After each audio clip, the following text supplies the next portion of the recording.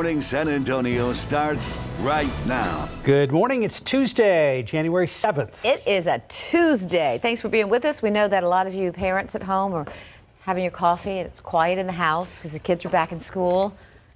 Happy for you. It's like that commercial that they have for office supplies before the school year starts, and their kids are like, oh, and it's the dad going through the aisles of Staples, wherever, to the song, "It's the most wonderful time of the year." Yeah, or the mom in the robe who's doing the dance behind the bus. That's right.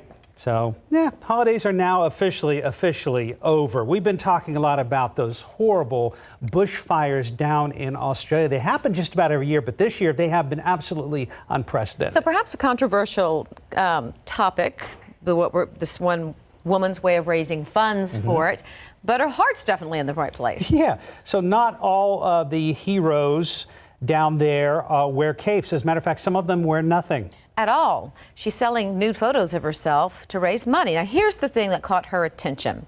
Her name is Kaylin Ward. When the Notre Dame Cathedral in Paris burned down, remember this in April of 2019, they raised almost $1 billion from people all around the world. Well, some people are frustrated in Australia because they've lost an area the size of Belgium, evacuated tons of people, 23 people have died, 1,500 homes have been lost, and they have not raised much money. So the U.S. model, named, as you said, Kaylin Ward, goes by the name Naked Philanthropist online, decided to give people a little extra motivation to save the lives of animals, humans, and forests, and fighting fire with nudes. So she, I'm sorry, go ahead. No. So she tweeted and posted on Instagram that she would send nudes to everybody who donated at least $10 to fundraiser. All she asked is that people send proof of the donation in order to receive a nude. She was expecting to raise about $1,000, but soon her tweets went viral, and before long she was receiving more proof of donations than she could possibly deal with alone. She reportedly hit $100,000 in just one day. And she said, for people who are saying I pocketed some of the money, absolutely no way I could have done it, nor would I. Every person who has donated has sent it directly to an organization or charity of their choice and had to send me the confirmation they did so. So she had to hire 4 people to help with the massive administrative duties involved with dispensing the pictures to people who had made charitable donations. Well, she has now raised about $500,000 since January 5th. As of Sunday, January 5th, all in the name of helping Australians. Although here's a catch. Instagram has deactivated her account for violating guidelines. Yes. So she said, my Instagram got deactivated. My family has disowned me. And the guy I like won't talk to me because of that tweet. But blink, save the koalas. Blanket, save the koalas.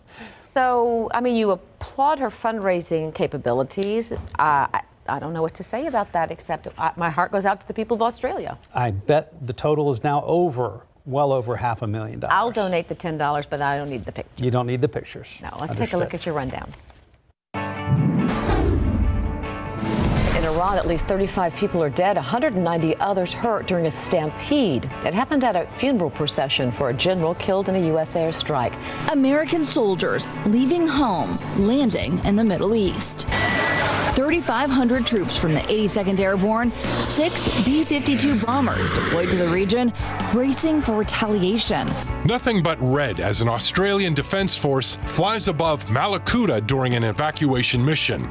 Nearly 15 million acres have been scorched across Australia's 6 states so far this fire season. The president and CEO of San Antonio Zoo is calling on a Spurs star to join in their efforts to send help to the animals impacted by the fires in Australia. New trouble this morning for the Boy Scouts. The organization has been hit with its first federal lawsuit accusing Scout leaders of allowing the group to be infested by pedophiles. It's one of the biggest tech events on the planet, and it kicks off on the Las Vegas Strip today. The Consumer Electronics Show ringing in the new decade with new gadgets and some pretty wild ideas that have turned into reality. Amazon is trying to make it easier to pump gas with the help of Alexa. Yes, it will essentially turn your car into a credit card. Krispy Kreme thinks its new product will help keep your New Year's resolution to eat a little bit better. The donut chain announced it's adding mini donuts to the menu permanently.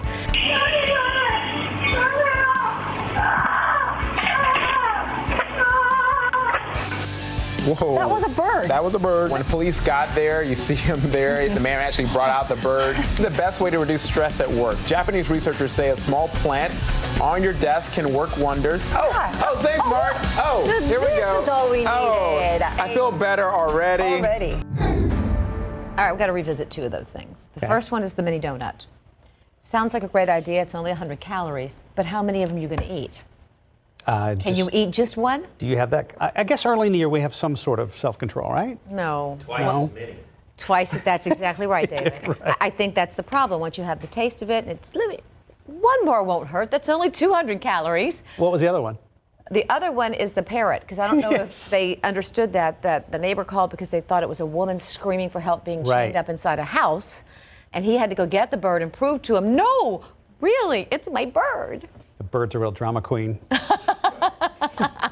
Let's take a look outside with live cam.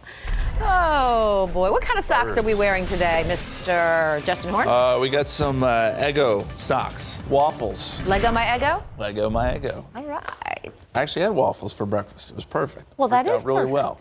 well. Temperatures right now sitting at 52 degrees here in San Antonio. We're warming up. It'll be a little cooler today than it was yesterday, but still nice nonetheless. A lot of sun. 36 in Kerrville, 43 right now in Rock Springs. Dew point is at 20, so the air is really, really dry with northerly winds at about 9 miles per hour. And again, we'll see sunny skies all day long. There is a little bit of wind chill out there because we've got that northerly wind kicking in. It feels like it's in the 30s in spots across the hill country, but we're going to see some improvement here too. And the forecast high temperature up around 67, 66 in New Braunfels. And the forecast for today, 66 by 2 o'clock, will be up around 67 for a high. Of course, the big question is, where's Mountain Cedar today? Well, it came down a little bit, but it's still in the very high category. We're going to check in on that and take a look at the forecast for some rain coming up in just a few minutes. Guys? Thank you, sir. TransSky 37 at Jones Avenue. Traffic conditions are looking normal. 281 at Winding Way, also looking good. Top stories that we're following for you today. We're still waiting to learn the name of a man who was killed overnight during a shooting on the northwest side. Marks the first murder of 2020 in the Alamo City. Police tell us the man went outside his apartment in the 8800 block of Cinnamon Creek just after 2 this morning to investigate after he heard noises. That's when police say he found a man's body in the middle of the driveway. Police say the victim had multiple gunshot wounds. He was pronounced dead at the scene. Right now, investigators are still looking for any possible suspects. A San Antonio ISD police officer being laid to rest this morning. Officer Cliff Martinez was killed last month after he was hit by a car while he was working his second job as a security guard at IHOP. A funeral procession for Martinez is expected to leave Alamo Stadium in just a few minutes. The procession will go to Community Bible Church in the 2400 block of Northeast Loop 1604. Funeral services are scheduled for 10:15 this morning. The service will include the retirement of his badge, a 21-gun salute, and an Eagle helicopter flyover. We will be live streaming the funeral on our website, KSAT12. Also, more on the services coming up on KSAT12 News at noon. Taking a look at your morning headlines, the Harvey Weinstein trial in New York is getting underway, but that's only part of the movie mogul's problems, and a second quake hits Puerto Rico. And another chase in Florida caught on camera. Apparently something strange is happening in the western sky, so we need a task force to figure it out. Let's say good morning. That's an interesting story, David Sears. Yeah, it is. It brings back Area 51. We'll get to that in just a second. First off, jury selection expected to get underway in a New York City courtroom this morning. Those selected will hear the case brought against movie producer Harvey Weinstein. Weinstein on trial for sexual assault of 2 women. Here's another twist of this story. Yesterday, new charges were filed against Weinstein, this time in California. That district attorney says the New York case had no bearing on the L.A. case. It took 2 years for the women in the L.A. case to come forward. Again, there are 2 women in the L.A. case. The district attorney says the attacks of the 2 women by Weinstein happened just a few days before he walked the red carpet with his pregnant wife at the 2013 Oscars. Over the years, 80 women have come forward and accused Weinstein of sexual harassment, assault, or rape. He has maintained his innocence. Back in New York, that trial expected to last till March. He could get life in prison if convicted. 1 person has died. There's extensive damage from another earthquake in Puerto Rico.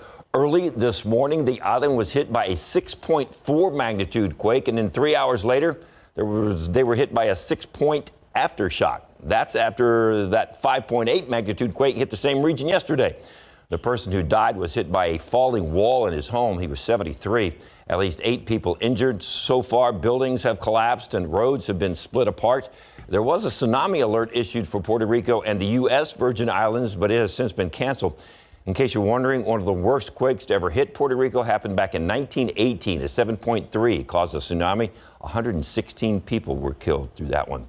And now we are in Florida for a view of a chopper and a chase. Police performing a pit maneuver, basically running into the vehicle to get the driver to stop. Well, it worked. After he flipped over a few times, he stopped. Several officers had to pull him out of that pickup truck. The chase started in South Florida. The guy stole the truck, headed for Osceola County. He was on the right side of the road at one point. Then he moved to the wrong side of the road, going northbound in the southbound lanes, right through a toll plaza. The troopers tried a couple. There it goes through that toll plaza the wrong way. And so they had to slow him down. They threw out a stop stick. The first one didn't work. The second one worked. You can see the flames coming out of the car. Finally, he loses a wheel right there. And then that's when they pull that maneuver and just knock him over. He will face he will face a truckload of charges. And finally, there have been some mysterious drone sightings in the skies over a couple of western states. So law enforcement is setting up a multi-agency task force. They want to investigate the skies over Colorado and Nevada to see what's happening up there. Of course, there are people of all kinds of theories, like it's North Korea, it's an alien invasion, or maybe it's drug enforcement. There's something going on there. Yeah, there is. This is sort of a modern version of the UFO hysteria, in that people think they see something and all of a sudden everybody thinks they see something, but they're really seeing nothing, or they're seeing something that's eventually going to be easily explained scientifically. They're seeing a lot of nothing. Because look at that. You see the little flashes? Ooh, Kind of buzzing around like fireflies there. Obviously, they're probably fireflies. But if we were the ones who actually witnessed it in person, we'd all kind of We'd be a little go, skeptical. what's happening? Are we alone in this entire galaxy? David, you'll never be alone. Aww. I know I'll always have you to be with me and help me out through my days. Are you ready for more of these sightings? Because now that we have a U.S. Space Force and most of the technology is going to be classified, we're going to have more and more sightings like this, so it is said. That's probably. I'm telling you, there's some galaxy far, far away that there's a whole group of You think there's Star Wars going on too? somewhere. And what the intriguing bit that, of course, it was a long, long time ago in a galaxy far away. Right. I'm so happy that you're going to join us later in the newscast. Wow. And you will not need your soapbox. No, you can keep that in the back. I know, it's just very How exciting. about that, huh? And it looks like Baylor's Matt Rule is headed to the NFL. We've got more on that coming big. up. And then the Tech plays tonight, so that's huge. Well, we know that is for you. It's going to be a good day, David Sears. Yes, it is. Right now it's 9:10, 52 degrees.